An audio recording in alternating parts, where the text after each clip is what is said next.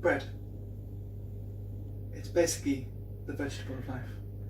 It provides so many, many things. And today, it's going to be making us a bread bowl. What is a bread bowl, you might ask? Well, it is the perfect marriage of filling and bread. For people who think, I have bowls, I have cutlery, but I do not wish to wash up both bowls and cutleries. That is far too much smoked paprika. I thought that was the regular paprika. It's okay, I rectify this. But yes, so we don't want to use our bowls. So what do? We make a slight mess. No, we make a bowl out of bread. And all will be revealed soon, but what I'm doing at the very current moment is making a spice mix for the chicken. I still think that's too much paprika. It's really not. Okay, it's already not. Okay, good. Wonderful. Now some onion granules. So what I'm going for today with my chicken is slight Mediterranean, slightly Mexican, just a bit of a spicy mix, just to see what happens. So I'm kind of making this up on the fly, if you couldn't already tell. Now, what should we put in? We've got onions, smoked paprika, a little bit of garlic for flavour. Never have too much garlic. And we won't use the Moroccan seasoning,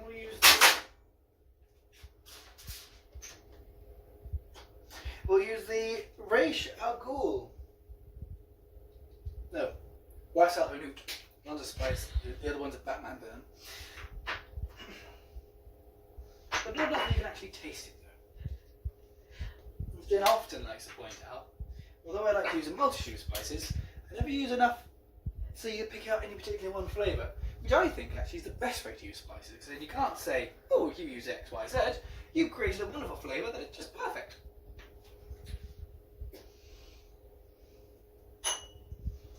Note as well the problem of keeping your spices too close to your pans. And also, observe the microwave.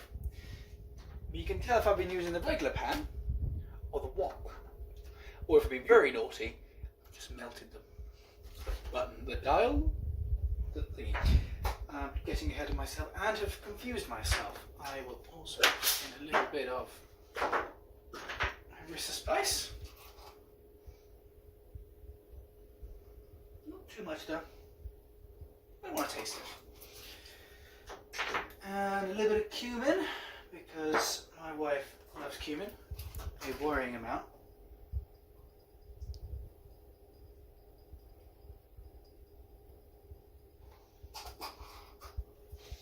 And where's my regular paprika? This is the type of paprika we like. All of it. Okay, we've definitely got all of it. That'll be fine probably. And yeah, why not? Normally only one comes out. Pre-wrapped, so it's okay.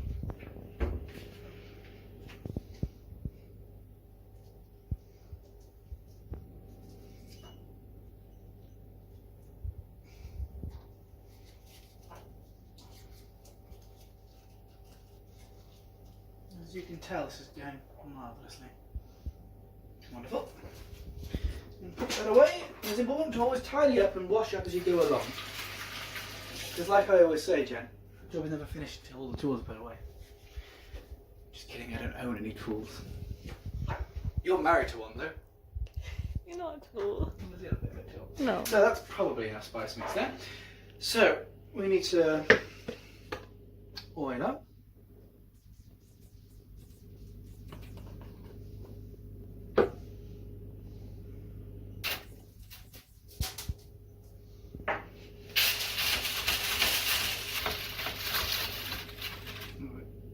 That is an undercoat. I haven't thought this next bit through, but that's okay. Rest.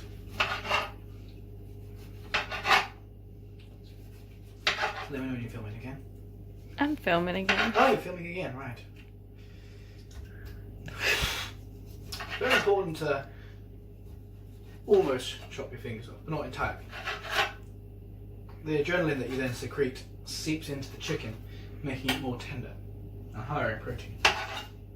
Also, if you do cut yourself, it's not the end of the world, because then what flesh you do lose just inevitably ends up in the cooking, and therefore you end up with no net loss of flesh. So we put that washed up.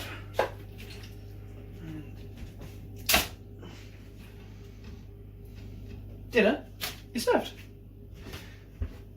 Washing our hands again.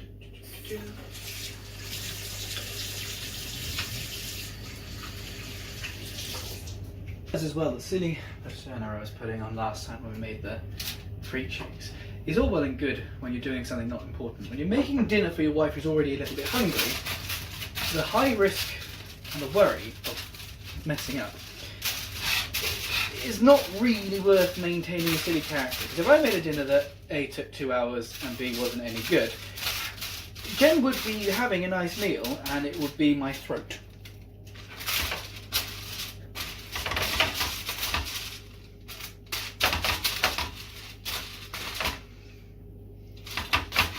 And the good thing though, in all seriousness, because we still have lumps of stock left in there, later on, when it's all sizzling together, the stock will diffuse, dissolve. It'll do something where it stops being a lump and starts being tasty.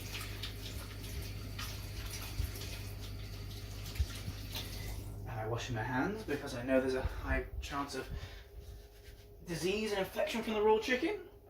No! I'm washing them thoroughly because I don't like the feeling of grit in my hands. But into the oven with you. It's succulent and tasty. No. No?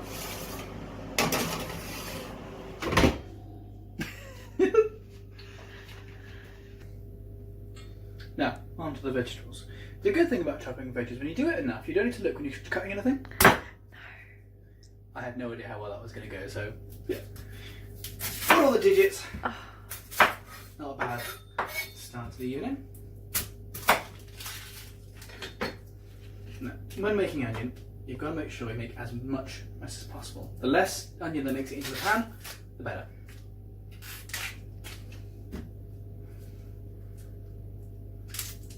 I can tell you're disagreeing, you just don't want to say anything.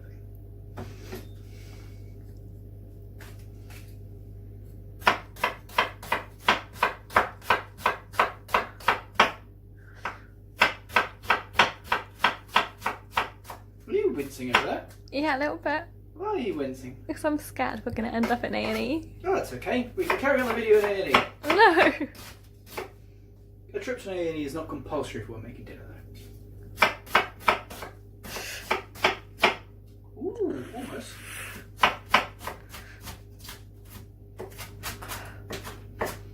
If I do end up in A&E, though, it's your parents' fault for giving us such a sharp knife. I think if you get before I was 20, I probably wasn't even allowed near a toaster. I'm still not when my parents can visit, or when we go to visit my parents. We don't own a toaster. I know. Well, the current issue when my parents come here is that we are keeping the microwave in the wrong place. And if you ask me whether we're keeping everything in the wrong place. That's when she came around a while back. I think it was just, I can't remember why, it was just me on my own. I think you were at work or I had a day off or something. And Mum was just going around the place and going, oh, did you know you're keeping this in the wrong cupboard? So I said, no, Mum, it's my flat. It's kind of where we want to put things. Oh, okay.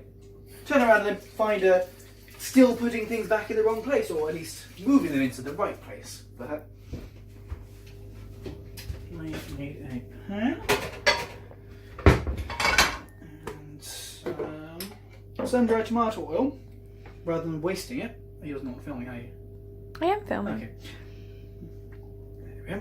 Sun-dried tomato oil tastes fantastic and reduces the need to go to the tip to get rid of the oil. Or if you ask me, you know, avoid the need to just pour it down the sink and chase it down with some hot water, but somebody doesn't let me do that. That's another thing. When I was living on my own, I had a little collection of odds and ends that I didn't really want anymore, like an old Hoover. You need to wash that. like an old Hoover, some bits of oil, the odd pizza box that may have been there for a few months, and Mum says to me, "You've got to go to the tip." No, I don't. I'm happy with things the way they are. And can you believe it? The woman makes me go and take all this rubbish out of my flat to the tip. All of it. It was perfectly fine. Just sat in my cloakroom out, harming no one. I was just going to leave it until I moved out, but no, she made me do everything. It's not on.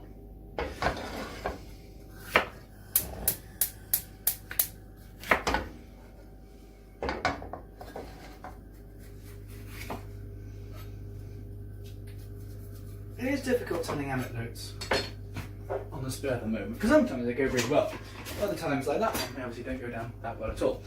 And the first time I went to Centre Parks, and I was telling your dad what, in my mind, is one of the most hilarious things I've ever seen, which is when doing lifeguard training.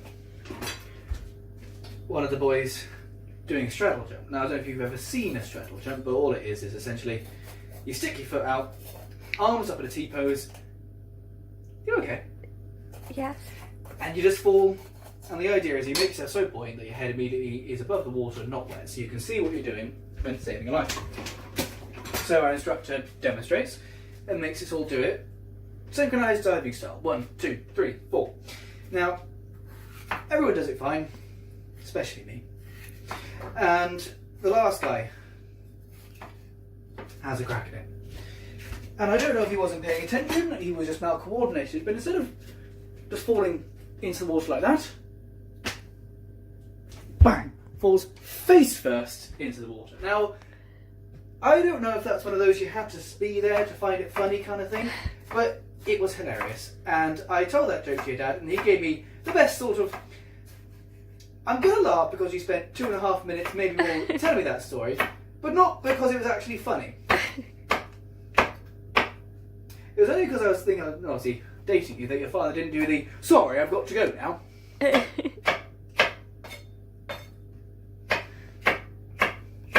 the same night that your parents got a little bit angry at you because you started getting a little bit too drunk and were falling over the place.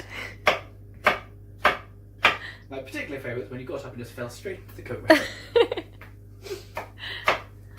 You're not meant to say bad things about me. You are, you are lovely, and I love you very much. But, you've goofed too. No. You know what I haven't done so far? What? I had a little bit of a rant. Now, last time, I can't remember what exactly I was ranting about. It was organic people. Oh yeah, people not wanting unnatural things, forgetting that medicine was basically based on the natural things that worked. So this time, I'm going to talk about superior and inferior races. Now, I don't know about you, but I think the 4x100 metres is overrated. The 200 metre butterfly is where it's at. And speaking of where it's at, you did not think that was where that was going, did you? I did, because you're a nice person. No, it's when you do see horrible sort of white supremacists doing awful, horrible things.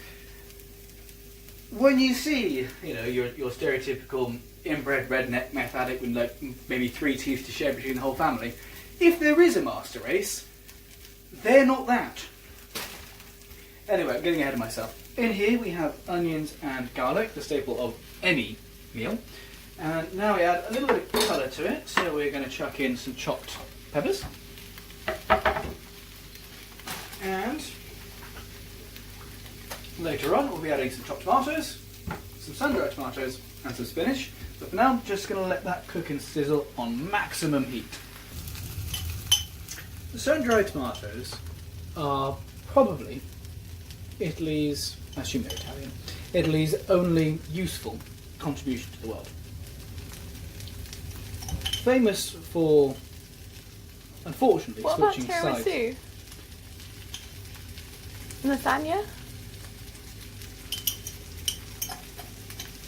I'm sure there are loads of other things. Fine, you could also argue supercars, good wine, famous Italian lovers. Ah, Pedro, I'll never forget our summer. from famous, or it should be more famous than they are, Italian antipasti, to the most magical vegetable of all, spinach. You can put 8 tons of spinach into a food and only come out with 20 grams of it. Because that will wilt down to a teaspoon. I get that look of, why are you touching it so much? Please put it all in.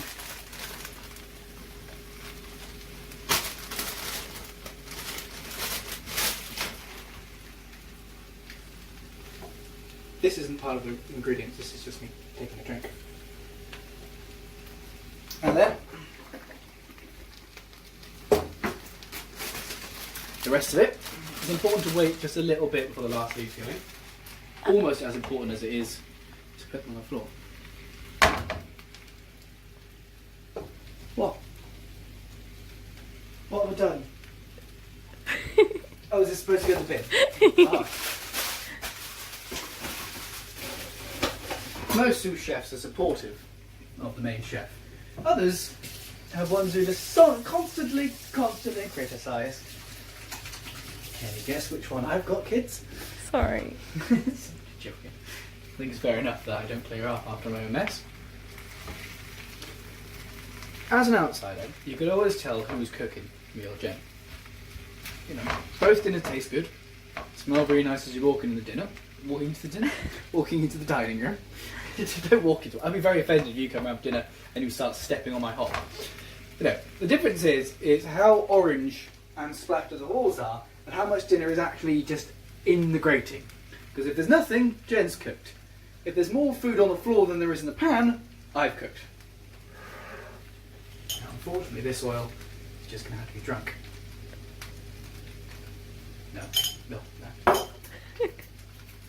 Okay. Anyway, chopped tomatoes. When you're too lazy for regular tomatoes, but you also want to add a little bit of liquid. We've got puree in the fridge as well. Ooh. Ah, awesome. Smart puree, so when you want to supercharge your chopped tomatoes. And demonstrate your impressive grip.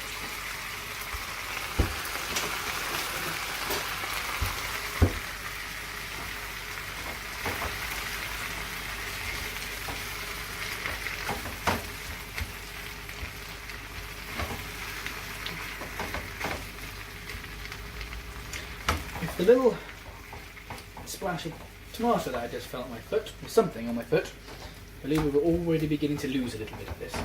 Which is good, because those are the weaker things, and therefore what's left is the stronger, more resilient foods. And they're more likely to survive and reproduce, and that is basically Darwin's theory of survival of the fittest.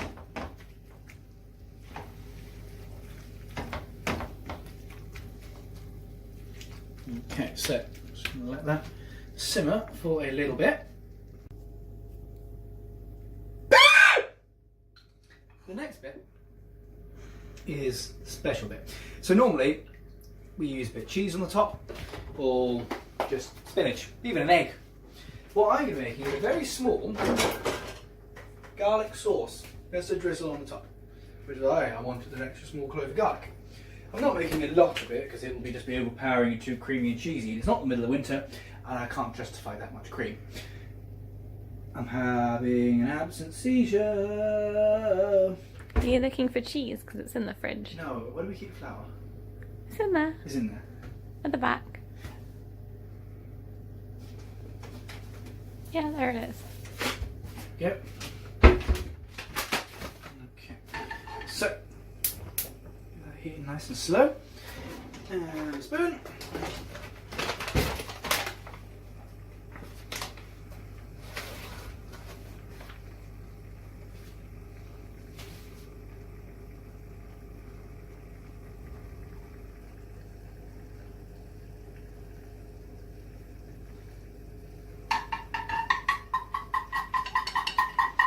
The reason I'm going quiet is I've actually realised that I should have actually chopped the garlic first. So we're going to take this off the heat and I'm going to chop the garlic. So there was a slight accident.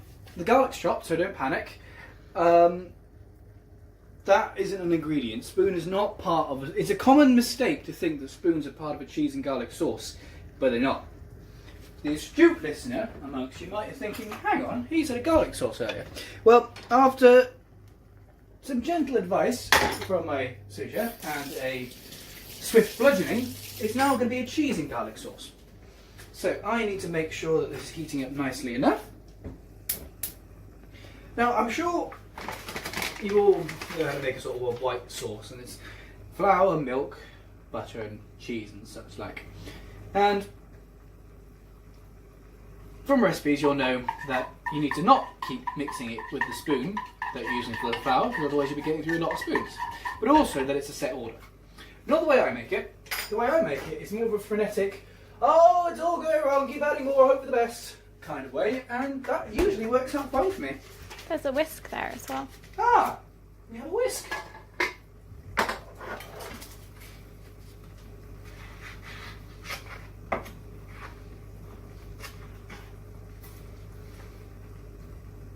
A bit of paper always adds to the taste.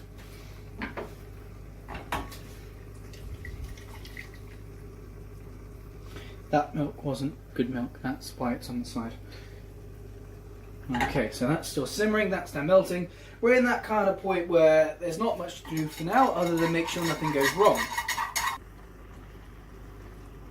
What do I realise? I'm confused.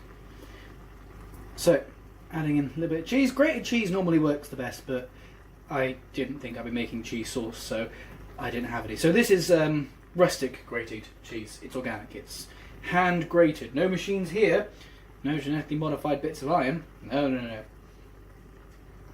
Just fat and milk and fermented. Is cheese fermented? Cured? What do you do to it? What's the term? Ripen? Ripen? Well, whatever it is, it's that.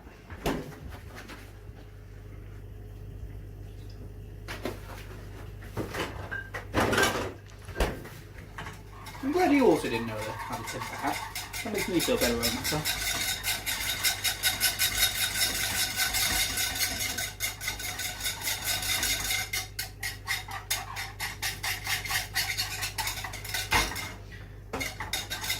And that is just about the right amount of sauce that I need. The cheese will melt into that, that's fine. The heat's off, so it's not going to turn into a horrible floury mess. Let's check for the big reveal. Yeah, that's looking good. Now we need some spices in that, otherwise it's just going to taste like vegetables. And if vegetables tasted nice on their own, we wouldn't have, well, spices, McDonald's, anything nice really. So let's use some of the spices we used before. Just a compliment. I know you're excited, I will use you too. No. Ah, yes. What I was about to do there was test my sous chef, because she always tells me that I should just pour spices straight into the saucepan, and I say no, you should always use a spoon. So what I was doing there was making sure Jen was paying attention and was, you know, not going to let me just put in spice straight into a hot steamy mess, because that would create problems and lumps in our spice jars, which I cannot abide. If I caused any lumping in any of these spices, I don't know what I'd do with myself. Couldn't live with the shame. So I'm glad we've ironed out the kinks and not got Jen doing that anymore. What else are we going to need? Got chicken, so I reckon we have a bit of chicken spice too.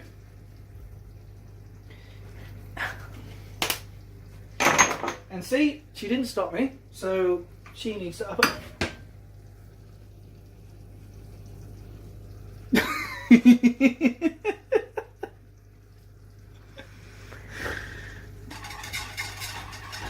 Update. My cheese sauce is thickened up more than I wanted it to, so I just added in a little bit more milk. But got rid of 0 of the lumps, but it'll be fine on the night. Have you tasted it? I'm now going to taste my cheese sauce to see how we're getting along and use the 17,476th spoon of the evening.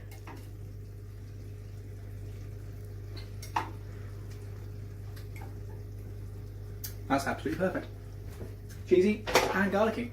Now, what we're using, if you come over here, is sourdough for a bread bowl. Now, we've not used sourdough before. We like sourdough, but this one is particularly sour. So, what count as sour flavours?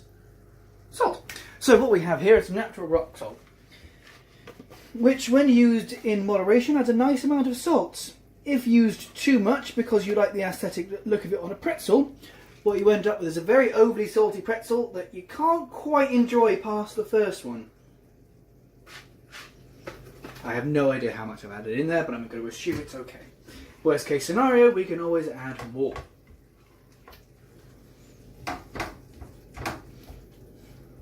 Where's my tasting spoon gone? I think you put it in the sink. I put it in the sink. No. Okay, we're going to have to assume that that's okay. No, here. Have another spoon. Oh, yes.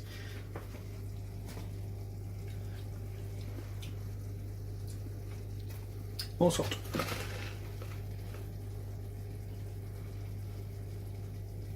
That'll be okay for now. Now, this is something I decided to try today. Do we have the oil for the sun-dried tomatoes? Yeah, they're just there where you left them. They're where I left them. So what I thought about doing, right, is putting that away. I'm not going to need that.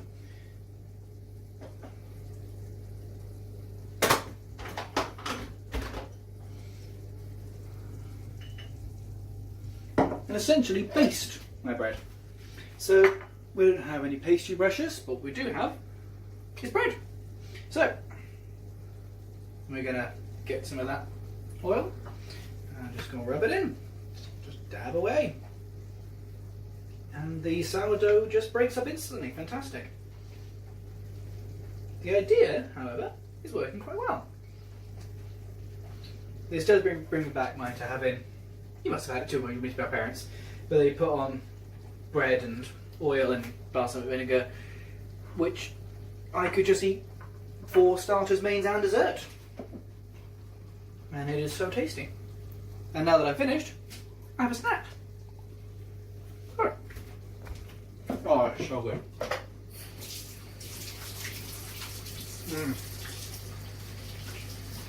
Yeah, like I said, bread, oil and vinegar I could eat all day, every day. The only thing that comes close to that on starters that you could really have for mains is bruschetta. So we'll let that simmer. What I'm going to do now is, if we put this on the side, I'm going to check the chicken. We have no more sides. Just pop it on the side there, and then put the flour back in the cupboard. And then put that over there. I see where you're going with this. Put that in the washing. And put that just there. There.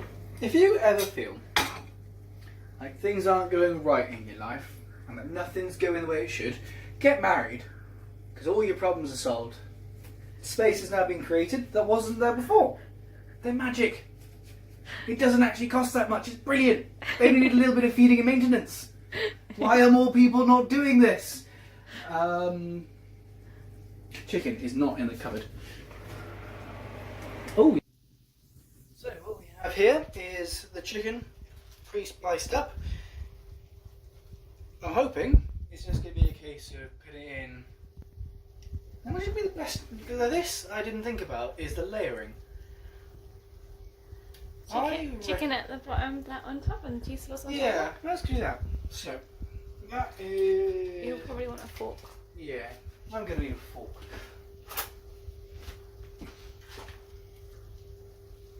Maybe 2 forks. Should be okay with one.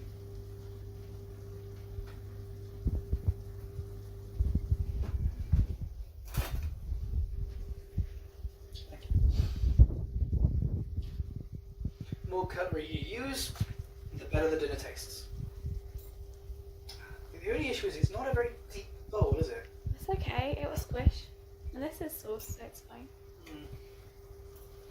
a little worried. I guess we tuck into the nooks and all crannies. Yeah. Cool. Now, going back to what I was saying earlier, now most of the chicken is pretty much fitting in there perfectly and nothing's overflowing. I can't stress enough how good getting a wife is, but do not have in mind because she is the best and I appreciate her greatly so, and I don't mind telling anyone and everyone who will listen. And also tell people who won't listen until they listen. You're the best husband too. Ah, see? You heard it here first. Okay, that's probably enough.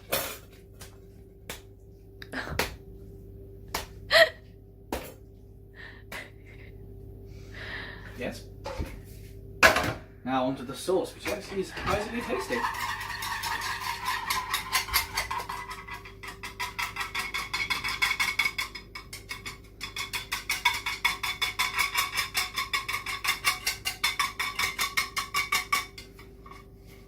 Thank you.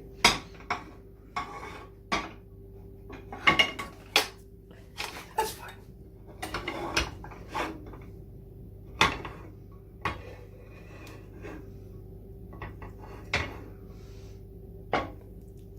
I wish you wouldn't make so much mess. Okay, so that is that. Now, gotta be honest, that looks pretty good. That is still gonna be very hot, so don't touch that. This is gonna be fine. Oh! Okay. And then that goes in there, and that cooks on 20 degrees Fahrenheit for 7 years.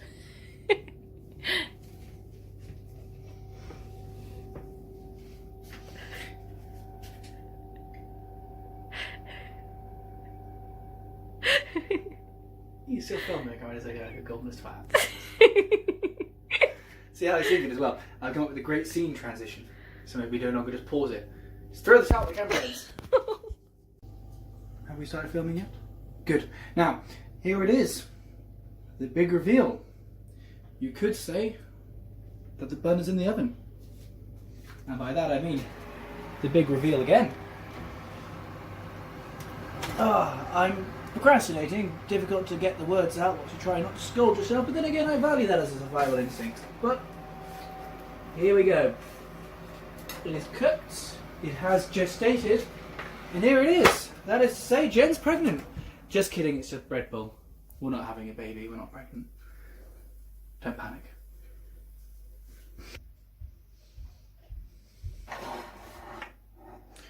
Now I don't know if you can see that, because I know you can't smell it and I know you can't taste it, but that looks incredible. I'm very happy with that, and all jokes aside, for a recipe that I kind of made up winged on this morning and whilst actually getting the ingredients in Tesco's, I'm quite excited for this.